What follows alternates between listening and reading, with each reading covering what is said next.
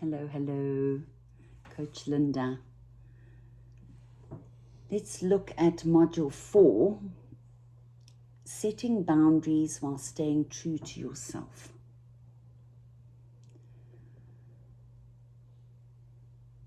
And this is quite difficult for most people, so don't feel like it's just you. You're not alone.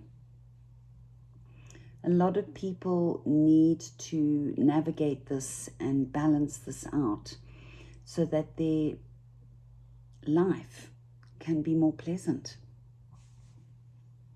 So lesson 1 is about how to say no without the guilt. An interesting one. You know, saying no is an act of self-respect. It also shows awareness, self-awareness. It shows that you're tuned into yourself and you know when you've got the energy or the capacity to do something or not, and you respond accordingly, and it's like the truth. It's just honesty. And honesty is most definitely the best thing for everyone.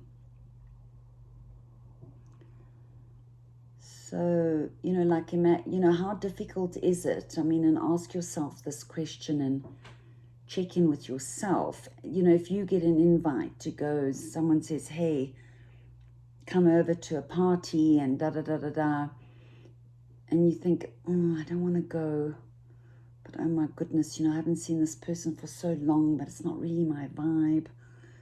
I better go.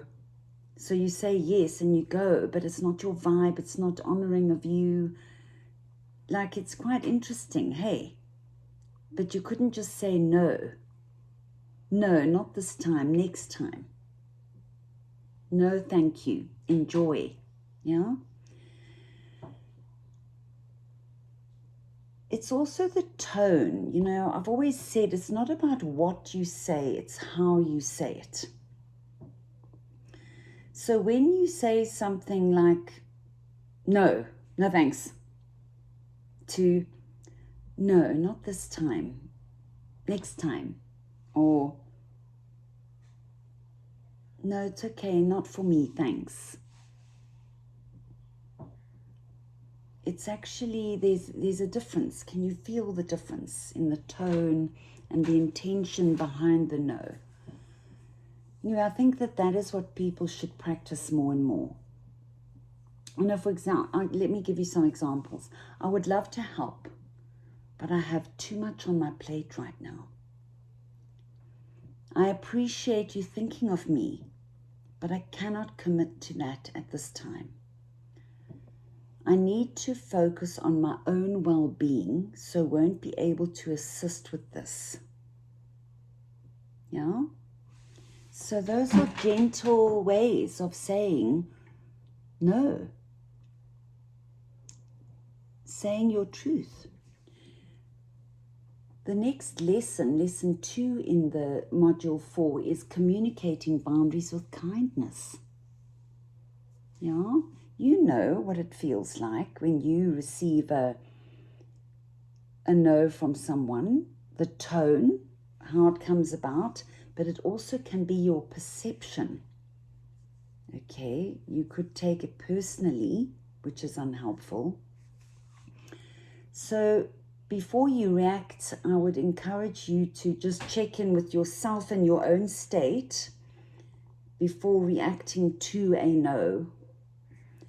So communicating boundaries with kindness, always a very, very powerful thing. Kindness changes so much. And there's a big difference between boundaries and a wall. Okay, so a lot of us have built these big walls around us, that keep us isolated and separate. It's almost like a form of protection. What do you want to protect yourself from? That's an interesting thing to really dig deep into. What are you trying to protect yourself from? That you've built a wall around you. Yeah? We need connection, community, care.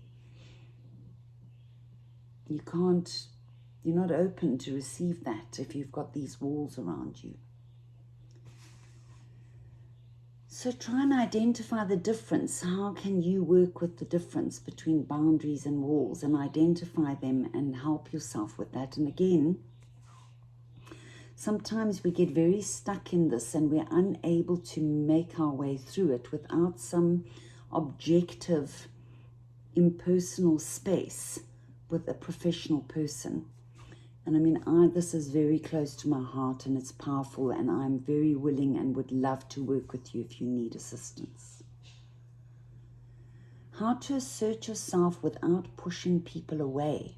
So this is the walls thing, okay? So, why don't you do this while you're in this course, you've got your journal, you've been journaling, you've been expressing yourself within your journal. Write a letter to someone you need to set a boundary with.